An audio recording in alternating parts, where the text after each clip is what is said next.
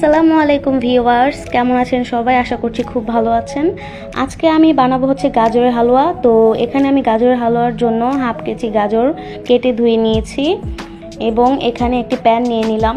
এখানে আমি গাজরটাকে ঢেলে হাফ লিটার মিল্ক ভিটা দিয়ে দিচ্ছি। আমার কাছে যেহেতু গরুর দুধ ছিল না, সেজন্য আমি মিল্ক ভিটা ইউজ করছি। আপনার কাছে গরুর দুধ অ্যাভেলেবেল থাকলে আপনি অবশ্যই গরুর দুধটা ইউজ করবেন, এতে টেস্ট কিন্তু আরও দ্বিগুণ হয়ে যাবে। সো আমার হাতের কাছে মিল্ক ভিটা ছিল, তাই মিল্ক ভিটা দিয়ে করছি। আর ঢাকাতে অ্যাভেলেবেল গরুর দুধ যেহেতু পাওয়া যায় না, তাই আমি এটি ইউজ করছি। এটাকে এখন আমি হাই হিটে বলক আনিয়ে নিব। বলক চলে আসলে এটাকে মিডিয়াম ফ্লেম করে দেব। মিডিয়াম ফ্লেম করে আমি এটাকে পুরোটা টানিয়ে নিব। আর এটা টানাতে টানাতে কিন্তু সুন্দর একটি মালাই চলে আসবে।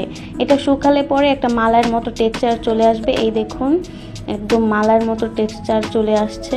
এটাই কিন্তু একদম সুন্দর একটা ফ্লেভার অ্যাড করবে।